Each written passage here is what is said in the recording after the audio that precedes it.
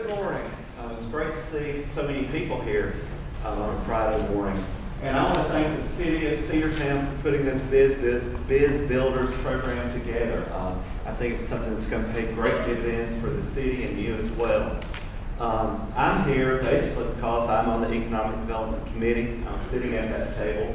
And also because our business has managed to stay around for a number of years. And I wish when my family had started our business back in 1976, we had had a program like this to sit down and think about all the aspects of managing and growing and building a business. This is a great opportunity, so I encourage each of you to take advantage of it. I will tell you just a little bit about how our business got started.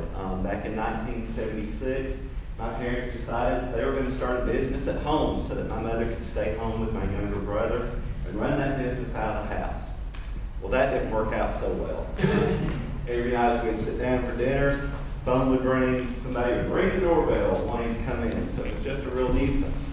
The business had also outgrown the small space that we had, so they leased a space and moved to town. Really without a lot of planning, it just happened sort of what we would say today organically. The business sort of grew and took off. I wish that we had sat down and planned and come up with a better strategy. That's just not how things were done then. And if we were starting that business in the same way today, it would not succeed. What is it? 80% of small businesses fail within the first 5 years. Wouldn't have made it. Today you've got to sit down, you've got to plan, you've got to have a strategy, you've got to figure out how you're unique, what the marketplace doesn't have, and how you can fill those needs. And in Cedartown, we have a lot of needs. There's a lot of needs for small business that we don't currently have.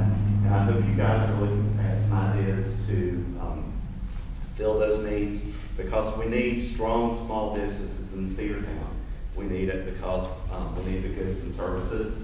We need the jobs that small business can create, and we need the economic impact that small business has. And so, great opportunity here. I hope you'll take advantage of it. Looking at where I am now, when I first did this program a couple of weeks ago, they had me listed as a local entrepreneur.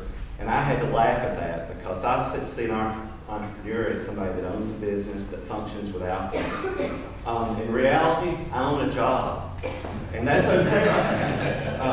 And that's okay at this point in time. I love what I do. I have a great business. I enjoy being in that business every day. But as I get older, I see a need to make some changes, because how am I going to eventually phase myself out as I make plans to retire and things down the road? So had we had an opportunity like this Biz Builders program, we could have sat down and looked at the business, or I could have done this when I took it over in 1993 from my parents, and figured out how I want to grow and how we're going to mature and progress through each stage. If you're looking at starting a small business, one of my favorite books is The E-Myth by Michael Gerber. And it talks about how the business goes through different stages from infancy to adolescence to maturity. And this business can help you to build a business that can sustain you and move you through all those different stages. Looking at the years that I've been downtown, I've seen a lot of businesses come and go. And this is one thing that I think you've really got to stop and take a look at if you're looking at starting a business. What do you want out of your business and the resources that you're putting into it? I was thinking this morning about several businesses that have opened and closed over the years. Some for good reasons, some for not good reasons. But I think about a couple that retired and moved to Cedartown. They were going to make their home here. They'd always wanted to have an antique store. So they bought a building, opened themselves an antique store.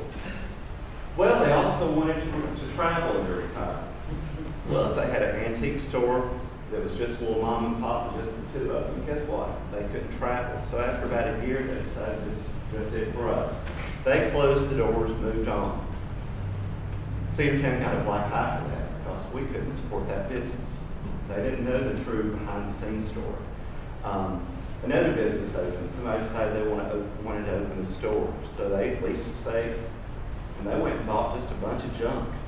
And we had cases and cases of toilet paper and paper towels and laundry detergent lying downtown. that wasn't an appropriate business for where they were. They didn't have a plan beyond selling out that initial load of stuff that they bought. So within about 6 months, their doors were closed. People have opened restaurants numerous times. They didn't understand the customer service component of the restaurant. They hired the wrong people who didn't get that. They inadequately trained them. They didn't have the resources to keep the doors open while they were struggling with cash flow through those first few stages. So taking advantage of this program will help you to not make a lot of mistakes that people have come before you would make. And I think that's one of the key reasons, or the key reason, to participate in this program. Some basic things that I've seen people not be able to do that own business. And it's interesting, as you get involved in community and you serve on committees and things, you learn a lot about people. And it's amazing to me the number of people that I've worked with on committees who were successful business people that could not read basic financial statements.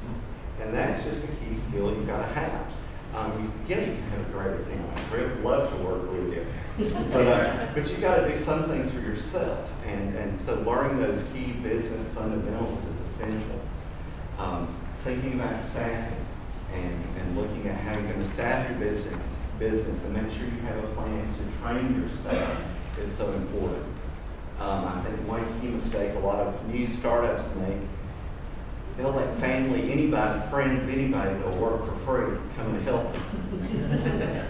And when you come into that business, the caliber of service that you get, you know those people are working for free.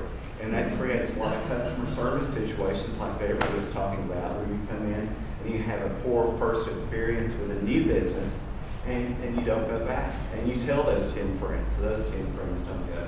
So thinking about all these things and all the fundamentals of building a business are so important and so vital. And again, thank the city for putting this program together. I hope all of you will sign up. I hope you'll tell your friends about it. And if you have any questions, I'm not an expert, but I would love to share my insight or help you in any way I can. Point you to resources. The one comment that I get all the time about our little corner downtown, and you have us, Bussey's Florist, you have Purple's Deli, you have the two Homes clothing stores, Roll Norman. That's the one corner in town that seems to do pretty well. And that's true. All those businesses have been stable for a number of years. The secret, though, and this is the secret to owning a small business and something I want you to think about before you put your money on the table. Come down on Sunday afternoon. Brett's at the deli, at Purple's, placing orders. Bruce and Patsy and Alice are at the clothing stores. You're going to see one of those three there, doing bookwork, placing orders, straightening up the store. I'm in a business where I'm on call 24/7 a lot of times with funerals, or I'm in doing bookwork that I can't catch up on. Katie, that we're on norms. Owning a small business is a 24/7 proposition. So just be sure that you want to put those hours in. And that it meets your needs, like the retired couple I met earlier. They wanted to open a business. Their dream was great, but they hadn't really thought through all the details. And does that really meet the needs for my life, my family, where I am now?